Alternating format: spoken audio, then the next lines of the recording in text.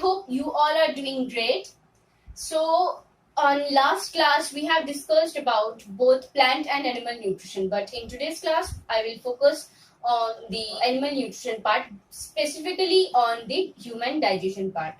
So, before moving on to our digestion part, let me tell you that nutrition in animal is basically divided into three major groups. Those are herbivores, carnivores, and omnivores. Herbivores are those organisms that feed on green plants or green leaves. Examples: cow, goat, buffalo, etc. Carnivores are those animals that feed on other animals. Specifically, they are called the flesh-eating animals. For example, tiger, lion, etc. The third category is omnivores. Now, who are omnivores? Omnivores are those organisms that feed both on plants and animals. Example: human being, dog, cat, etc. Now, our main topic of discussion will be human digestive system. Human digestive system starts from mouth and ends at anus. The system consists of organs like mouth, esophagus, stomach, small intestine, large intestine, rectum, and anus. Along with the organs, it also consists of glands like liver, pancreas, and salivary gland. We ingest our food through mouth, which has teeth and tongue. Teeth helps us in biting the food, whereas tongue helps us in swallowing them. The salivary gland present inside our mouth secrete salivary amylase, which break starch into simple maltose.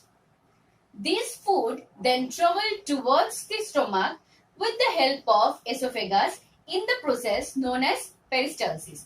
The food do peristalsis movement and travel towards the stomach. As the food moves into the stomach, it meets with the gastric juices that is present in the stomach.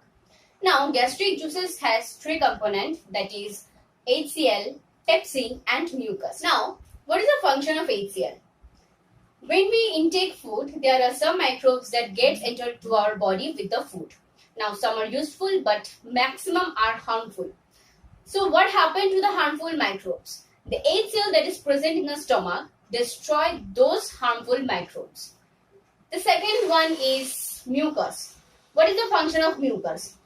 Mucus prevents the stomach lining from getting corroded by HCl. That is, they protect the inner lining of the stomach. Now, what is the function of pepsin? Pepsin helps in digestion of protein. Now, where the food goes further? The food travels to the small intestine. But before the digestion starts in small intestine, there are two more glands that are present. One is liver and another one is pancreas. Liver secrete bile juice and pancreas secrete pancreatic juice. Let us first talk about the bile juice. What is the function of bile juice? Bile juice breaks down the larger fat particles into smaller fat globules. Now, the function of pancreatic juices. Firstly, we have to know what consists the pancreatic juices. Pancreatic juice contains three enzymes that are pancreatic amylase, trypsin, and lipase. Now, what is the function of pancreatic amylase? Pancreatic amylase digests the starch which are present in the food. Trypsin helps in protein digestion and lipase helps in the digestion of emulsified fat. Now, the next step of digestion will take place in the small intestine. Small intestine has many enzymes which helps further digestion process.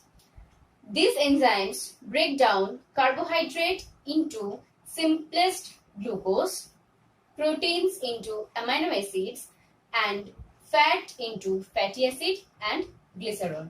Now, as the complete digestion is over, it's time for the absorption. Where do absorption takes place?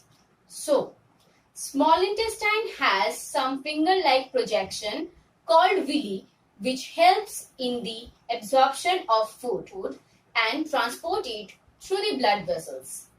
The undigested food particles are sent to the large intestine and there water absorption takes place. The undigested food part is further removed from our body through urine and fecal matters. The digestive system is responsible for the digestion and absorption of nutrients. Food is crushed in the mouth by the teeth. Digestion of carbohydrates can then begin. Proteins are digested in the highly acidic stomach. Then, in the small intestine, all three types of nutrients, that is, proteins, carbohydrates, and lipids, are absorbed. Pancreatic juice, which is secreted by the pancreas and contains digestive enzymes, is emptied there, as well as bile, which is secreted by the liver and aids in the digestion of lipids. The colon absorbs water and minerals. Its bacterium flora produces vitamins. Through this, we have came at the end of human digestive system. Now, as we have discussed about human digestive system, now let's move towards the digestive system of amoeba.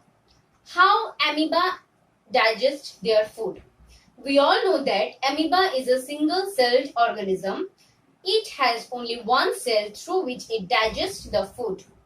They make pseudopodia to grab their food and they digest the food in the food vacuole. That's all for today's video. Now, in the next class, we will discuss about the second life process, that is respiration. If you guys have any queries or any sort of question, don't hesitate to ask us through the comment section below. Also, don't forget to like, share and subscribe to our channel. Press the bell icon for the further notification. Thank you.